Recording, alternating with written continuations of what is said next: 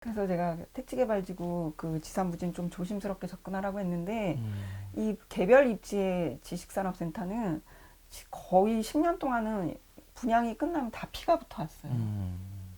그러면 정리하면 이제 정말 인생 이렇게 돌아봤을 때 18억을 100억으로 튀길 수 있는 기회는 놓쳤지만 그 이후에 조금 더 이제 과감하게 했던 게 뭐 3억이 6억이 되고 이런 어떤 중간 이상의 투자 성과도 네. 내면서 또 남편의 실직 이런 걸 했을 때는 여전히 부동산은 잘만 조금 이렇게 하면 매력이 충분하다.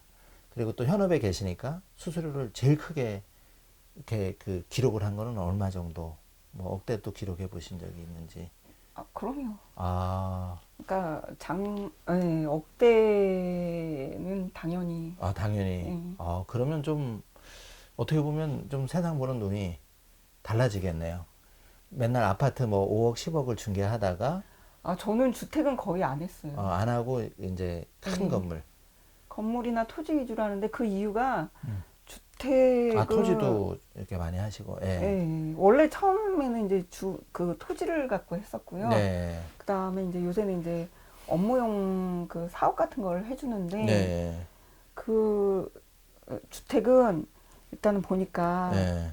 다 이렇게 근무 시간 중에는 음. 조용하다가 음. 퇴근 시간 이후가 평일 저녁 때라든가 주말에들 음. 많이들 예. 오시더라고요. 예. 그런 부분이 좀 저랑은 잘 안 맞았던 것 같아요. 저는 계속 아. 직장 생활을 해왔고 하니까 예. 근무 시간만 이렇게 여기에 집중하고 싶고 퇴근 시간 이후에는 안 하고 싶죠. 그래도 여전히 뭐 음. 중개업에는 뭐 밤 8시, 9시, 음. 10시에도 전화가 오고 뭐 저는 그렇긴 하지만 궁금한 게 예를 들어서 1억 수입을 받았어요. 그러면 보통 평범한 직장인들은 상여금을 받아도 뭐 300만 원, 500만 원 이런데 그래도 뭐 외식을 한다든지 근사하겠는데 1억 수입이 갑자기 생기면 혹시 뭐 매제 뭐 그게 궁금하거든요. 뭘 하셨는지 처음 이렇게 받았을 때.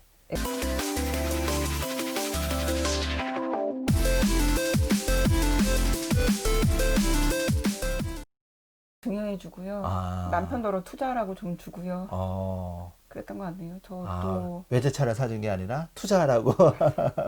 저희 애 아빠가 남편이 네, 좀 투자에 대해서는 소극적이고 막는 편이에요. 근데 네, 지산만큼은 본인이 해서 네, 이제 네. 그 이제 감이 있는데 감이 있는데 나머지는 네, 조금 좀 보수적으로 생각하신다. 네네. 그래도 그렇게 해서 중요해주고 한 것들이 또 시드머니가 돼서 이렇게 잘하는 모습을 보면 되게 뿌듯할 것 같습니다. 지식산업센터를 그거 이제 경매 후에 음.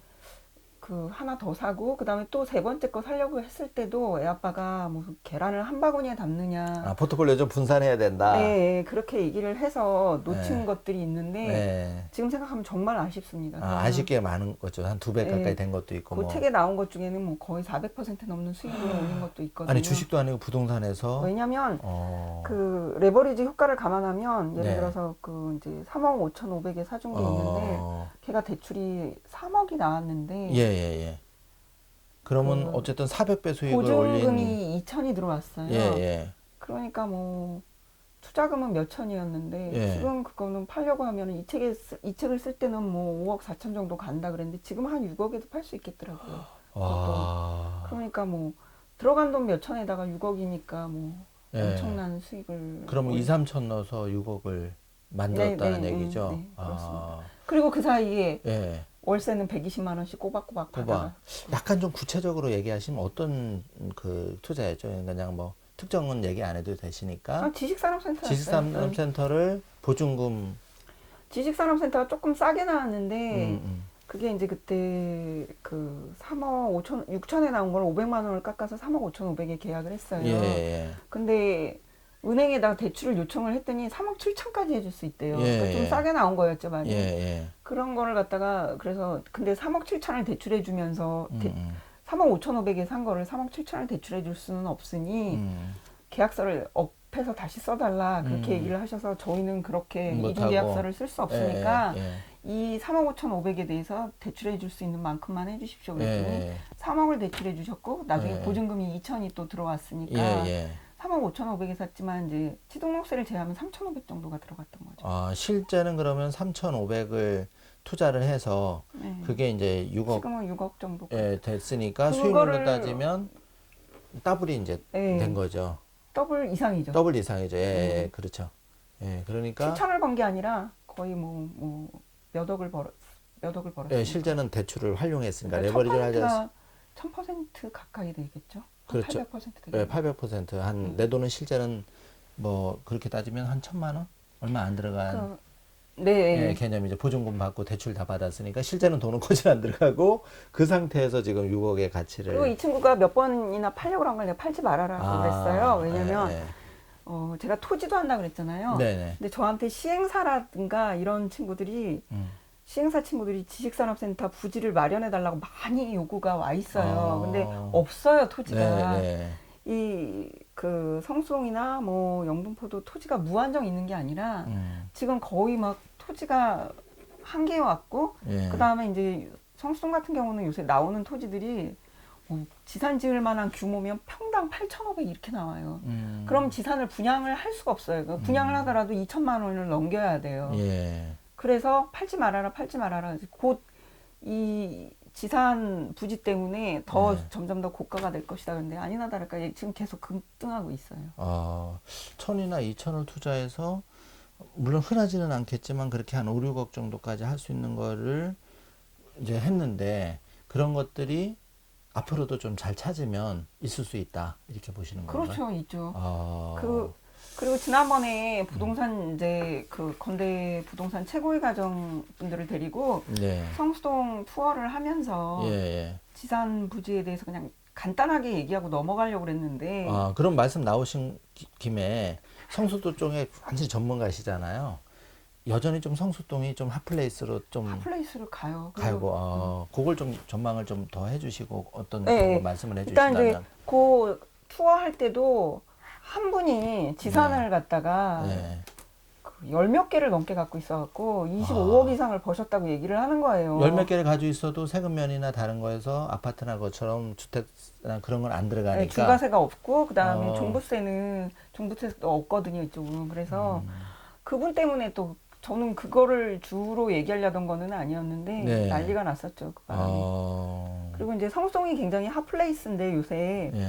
그러면 그 이제 이렇게 가격이 올라가는 거를 갖다가 이제 매수를 하시려고 하는 사람들이 이게 경리단길이나 가로수길처럼 죽는 거 아니냐 이렇게 얘기를 하세요. 근데 네, 저는 거기에 차이가 또- 크다고 봐요. 거우측하고. 무슨 차이가 있냐면 경리단길이나 가로수길은 그냥 SNS라든가 이렇게 핫플레이스로 뜨는 건데 성수동은 무슨 차이가 있냐면 인구가 늘고 있어요. 성수동은 계속 지금. 예, 인구가 네. 유입이 되고 있는데 일단은 성수동의 지식산업센터가 지어지는 데들이 대부분 아주 완전 허름한 단층 공장 뭐 이런 데들이에요. 네. 지금 이제 공사 들어간 데들도 대부분 단층 공장이었던 데인데 제가 통계적으로 보니까 단층 공장이 지식산업센터로 지어지면 인구가 거기는 거주 인구가 아니죠. 네. 이제 일하는 인구, 근로자 인구, 근로 인구가 30배 이상이 늘더라고요. 네. 그러니까 공장에서 한 20명 일하던 데가 지식산업센터가 지어지면 한 600명이 되고 30명이 일하던 데는 900명 정도가 되더라고요. 그러면 아주 시너지 효과가 또 나는 거죠. 네네. 네. 그래서 식사를 하러 가면 정말 어느 식당에 가거나 줄 서서 먹어야 돼요. 너무 불편한 거예요. 네. 그래서 사람들이 뭐 식당에 하겠다 이런 말도 많이 해요. 오히려 식당이 더 잘 되겠다. 네. 왜냐면 갑자기 인구가 많이 늘어나다 보니까 그렇죠. 줄 서서 네. 먹는 거는 진짜 다반사로 있는 일이고 그다음에 거주 인구 같은 경우는 그 밑에 성수동 이제 밑쪽에 재개발 지역이 있어요. 재개발 1, 2, 3, 4구역이 있는데 예. 조합원 수는 한 4,300 정도 돼요. 4,300개 예, 이제 예. 조합 입주권이 나오게 되지만 실제 거주 인구는 거기에 이제 도로도 들어가고 막 이러니까 예. 한 4,000개 정도로 보면 돼요. 그러니까 4,000세대가 있는데 그게 지금 그 서울시 도시 기본계획 상으로는 걔가 8,300세대 정도로 늘어납니다. 그렇게. 그러니까 거의 미니 신도시가 들어서는 거죠. 그래요? 요번에 용적률을 높여준다 그러면 이건 뭐 9,000세대 뭐 이렇게 더 늘어날 수 있죠. 네. 임대주택으로 더 들어오긴 하지만 어쨌거나 인구가 2배 이상 폭발적으로 증가하게 되는 거니까 9,000세대가 그러니까 현재 세대수보다 뭐 4,000, 5,000세대가 늘어난다 그러면 인구가 정말 폭발적으로 늘어나는 거고 그다음에 가장 또 바로 앞쪽에 있는 거는 이제 세대수는 뭐 200한 60세대 정도밖에 안 되지만 대리 마크로 포레스트가 그 이제 올해 말에 또 지어져서 입주를 할 예정이고요. 거기는 지금 분양가는 어느 정도? 분양가는 37평 같은 경우는 뭐 17억 정도 했었는데 내외였었는데 예. 지난번에 죽죽청약이라고 예. 그랬을 때 그 한 채에 21만 5천 대 1에 한 채. 한 채에 21만 5천 대 1에 경쟁이 붙었었어요. 와. 그때 재미났던 거는 제 자리가 그 아파트 현장에서 제일 가까운 자리예요. 아, 그래요? 지식산업센터 모든 중에서 지금 사무실이. 네, 제 사무실이. 그래서 고개를 들어서 딱 보면 그 지식산업센터가 아니라 대리마크로 포레스트가 보이는데 예. 그 많은 사람들이 이제 저희 사무실에 와서 이제 문의를 하는데 다들 뭐 꿈을 잘 꿨다, 내가 당첨될 것 같다. 그 다음에 또 뭐 5명이 넣었다, 그래서 내가 될 것 같다. 그런데 이제 돈이 좀 모자란다. 그래서 어떻게 하면 좋겠냐. 그래서 하도 그 질문을 많이 받아서 나중에 그냥 뻐꾸기처럼 그렇게 말씀을 드렸었어요. 와. 계약금은 사채, 중도금은 연체, 잔금은 보증금으로 임대차 보증금을 내십시오라는 농담을 했을 정도로 정말 많은 사람들이 와갖고 그 청약에 관심을 기울여서 결국에 21만 5천 대 1이 됐거든요. 그래서 저는 나중에 그 아파트 완공되고 나면 그 호실 가서 문고리라도 만져볼까 생각 중이에요. 왜냐면 그 당첨된 분은 그런 경쟁이 얼마나 황금손이네. 어떤 얼마나 로또 청약보다. 기운이 있는 분일까 싶어서 나중에 꼭 문고리라도 만져서 그 기운을 받아야지. 그럼 여기는 예상되는 결과가 우리 이제 전망은 틀릴 수 있으니까 한다면 지금 아까 이제 그 17억 정도 되는데 한 10억 정도 붙은 걸로 다들 예상을 하고서 한 27억은 될 거다. 네네. 그래서 그렇게 들어갔는데 지금 이렇게 막 그 돈이 풀리고 금리가 낮아지고 이러면서 더 갈 수도 있겠다는 생각이 들어요. 며칠 전에 그 실거래 신고된 거 두산 트리마제가 걔가 전용은 25.7평이거든요. 얘는 27.5평이에요. 네. 근데 얘가 그 트리마제가 지금 30억을 넘겼어요. 네. 그러니까 전용 그 85제곱미터짜리가 실거래 신고가 31억이 떴거든요. 네. 그래서 얘는 27억 정도 예상했는데 더 갈 수도 있겠다라는 생각이 들어요. 그런 생각이 드시네요. 그러면 이제 요 또 시청자분께서는 그런 생각이 들 것 같아요. 나는 자본도 많이 없고 지금 이렇게 뭐 분양가가 좀 이렇게 부담스러운 거는 좀 하기가 어렵다. 그러면 이거를 좀 경매로도 지식산업센터를 살 수 있죠. 예. 근데 지난번에 그 지식산업센터 경매가 나와서 예. 이제 남편도 이제 알잖아요. 지식산업센터가 괜찮다는 거를. 그래서 이제 경매 나오는데 보냈어요. 네. 그래서 이제 최초가가 그러니까 100%로 들어가는 예. 신건이 예, 이제 신건이. 4억에 나왔는데 네. 저희는 한 4억 5천 조금 안 되겠었거든요. 예. 근데 5억에 낙찰이 됐어요. 4억 5천짜리가 5억에 낙찰이 네, 돼서. 그리고 입찰자는 34명이 들어왔고요. 그럼 못 받았어요. 예, 그러면 그거는 낙찰된 이후에는 전망은 괜찮다고. 네네. 그럼 이게 그 근데 고정적인 거기는 실수요자가 받지 않았을까 싶어요. 5억 정도 썼으면. 5억 정도는 그러면 뭐 노후라든지 고정적인 수입을 바란다든지. 아니 그거보다 직접 이용하실 분들은 실제로 내가 이용을 네. 실제 사업을 좀 해서 공장 그런 네네. 식으로 좀 그러실 분들한테는 5억도 싼 가격이거든요. 싼 가격이죠. 네. 비싼 임대료 내고 뭐 월세 네, 내고 들어가는 거 그런 생각하면 것보다. 그리고 오피스텔은 또 자꾸 이런데 이거는 뭐 회사를 조금 하시는 분들은 정말 블루오션이 될 수 있겠네요. 저희가 지식산업센터를 가보면 이게 임차자가 쓰는 건지 실소유자가 쓰는 건지 바로 알 수 있어요.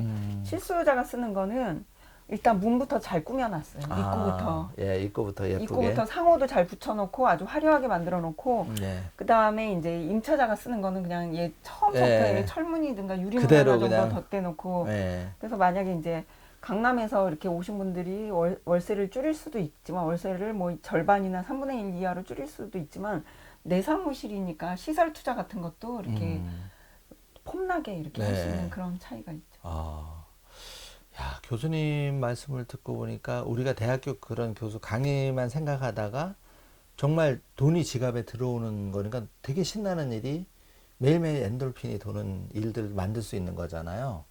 정말 이게 자부심이 대단하실 것 같습니다. 근데 지식산업센터 투자를 하면, 그러니까 이제 개별 입지 거는 투자를 하면 대부분 지금까지 쭉 벌어왔는데, 근데 막상 투자하라 그러면 못하고, 또 시행사들도 오늘 또 이제 만난 시행사가 그런 얘기를 했었어요. 지식산업센터 땅 좀 구해달라고. 그래서 이렇게 땅을 이렇게 갖다 주면 이건 너무 비싸다, 안 한다, 그렇게 음. 해요. 근데 또 다른 사람이 와서 그걸 계약을 하고, 이걸 계약돼서 분양은 또 다 이렇게 완판이 되고 나면 또 그래요. 그런 성공 사례를 보니까 또 찾아. 이런 데 없냐. 어. 그런 게 비일비재한데, 분양받는 분들도 마찬가지예요. 분양받는 분들도 분양을 잘 못 받아요. 그러니까 지금은 많이 알려졌기 때문에 많이 받지만 이제 제 주변에서 분양 못 받으신 분들은 또 뭐가 문제냐면 분양가는 항상 최고가였어요. 네. 그러니까 항상 이 계속 분양- 기록을 경신하고 네, 올라가네. 왜냐하면 땅값이 계속 올라가고 있는 와중에 땅을 높은 가격에 계약을 하면 분양가는 당연히 높을 수밖에 네. 없어요. 그래서 이거를 분양 받으세요 그러면은 이거 이렇게 금액이 높은데 분양 받아도 되겠느냐 그래서 주저하다가 이제 2년쯤 돼서 지나서 입주할 때 되면 그때는 이제 피 붙은 거 보면서 후회하는 거죠. 그때 사라고 할 때 살 걸. 근데 매매가나 분양가는 항상 지금 이렇게 돈이 풀리는 시장에서는 최고가일 수밖에 없어요. 너무 재밌어요.